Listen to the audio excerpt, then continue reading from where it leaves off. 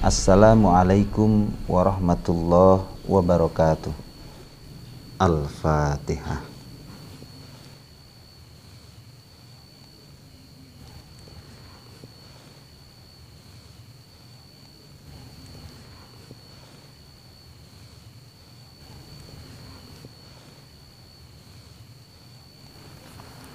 Khotimatun ay hadhihi khotimatun. Sebelum lafadz khotimatun ditambahi lafadz hadhihi. Hadhi utawi iki keterangan iku khotimatun pungkasan. Fi dzikri baqiyal wajib ing dalem nuturake sekerine perkara kang wajib. Fi dzikri baqiyal wajib ing dalem nuturake sekerine perkara kang wajib. Kita saat ini telah memasuki tema yang menjadi pungkasan dari penjelasan-penjelasan tentang hal-hal yang diwajibkan untuk kita seorang mukallaf. Mimma krono arae barang ala mukallafin kang tetep ing atase wong mukallaf aili ajli alladzi huwa wajibun ala mukallafin. Iku min wajibin ai huwa, sebelum lafadz min ditambahi lafadz huwa. Huwa utawi ma iku min wajibin perkara wajib. Iku min wajibin perkara wajib. Bahwa saat ini mulai dari nadom ini nanti kita akan memasuki sesi terakhir dari penjelasan-penjelasan tentang hal-hal yang diwajibkan untuk seorang mukallaf. Nabiyuna utawi nabi kita rupane Muhammadun Nabi Muhammad iku kot ursila teman-teman wis den utus sapa Muhammad lil alamin maring wong alam kabeh.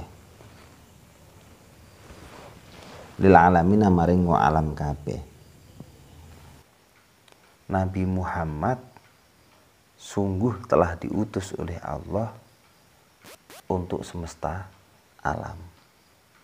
Mengapa? Rahmatan krono alai melasi. Diutus untuk semua alam dalam rangka sebagai rahmat. Yang kita kenal sebagai rahmatan lil alamin. Ayajibu ala kulli mukallafin ayak taqida anna sayyidana Muhammadan sallallahu alaihi wasallam iku arsalahullah ta'ala rahmatan lil alamin. Maksudnya bagaimana? Maksudnya adalah wajib bagi kita seorang mukallaf untuk mengiktikoti, meyakini bahwa sesungguhnya Nabi Muhammad sallallahu alaihi wasallam itu telah diutus oleh Allah sebagai rahmat untuk semesta alam.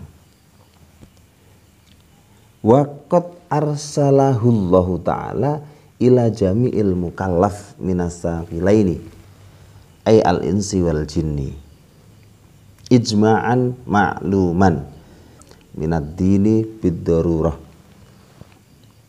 bahwa Allah telah mengutus Nabi Muhammad sallallahu alaihi wasallam untuk semua mukallaf dari golongan jin dan manusia. Ini adalah keterangan yang disampaikan oleh Syekh Nawawi dalam kitab Nurul Dhalam. Ijma'an ma'luman, penyampaian terhadap golongan jin dan manusia ini telah disepakati oleh semua ulama. Nanti ulama akan berbeda pendapat ketika mengatakan apakah Rasulullah itu diutus kepada malaikat atau tidak, diutus kepada hewan atau tidak. Nanti para ulama berbeda pendapat tentang hal itu. Yang berpendapat bahwa Nabi Muhammad juga diutus selain pada golongan manusia dan jin, Nabi Muhammad juga diutus untuk golongan malaikat, hewan dan benda-benda mati adalah pendapat dari Syekh Muhammad Romli.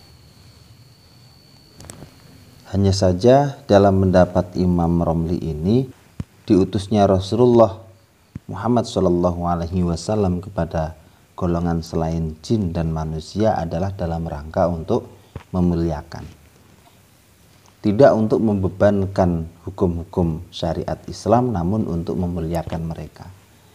Oleh karenanya kita sebagai manusia harus juga memuliakan golongan malaikat, hewan, makhluk hidup, dan alam semesta ini.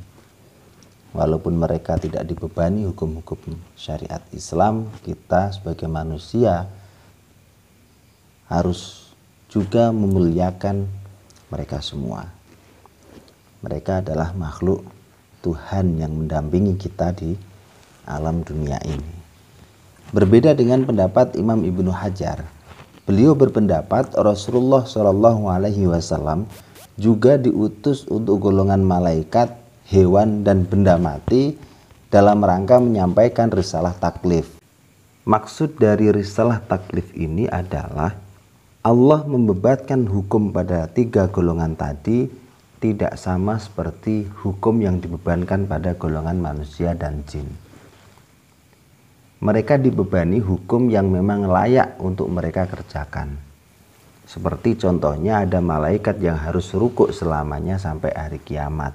Ada yang harus sujud selamanya sampai hari kiamat.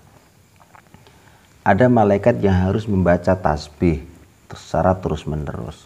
Ada malaikat yang harus mendoakan setiap orang yang berwudu sampai hari yang ditentukan.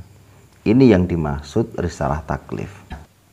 Selain itu ada pendapat lagi yang mengatakan bahwa Rasulullah diutus untuk seluruh nabi dan umat-umat terdahulu. Namun ini dipandang dari sisi ruhnya. Gambarannya seperti apa? Seperti yang kita ketahui bahwa ruh Rasulullah itu telah diciptakan oleh Allah terlebih dahulu, sebelum Allah menciptakan ruh-ruh para nabi yang lain. Kemudian Allah mengutus roh-roh para nabi ini kepada para umatnya. Saya ulangi, bahwa ruh Rasulullah ini diutus untuk berdakwah atau menyampaikan kepada roh-roh para nabi terdahulu.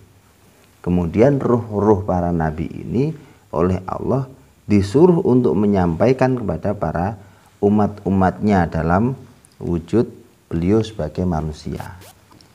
Dari sini dapat digambarkan bahwa para nabi sebelum Nabi Muhammad adalah pengganti Rasulullah SAW di masa itu.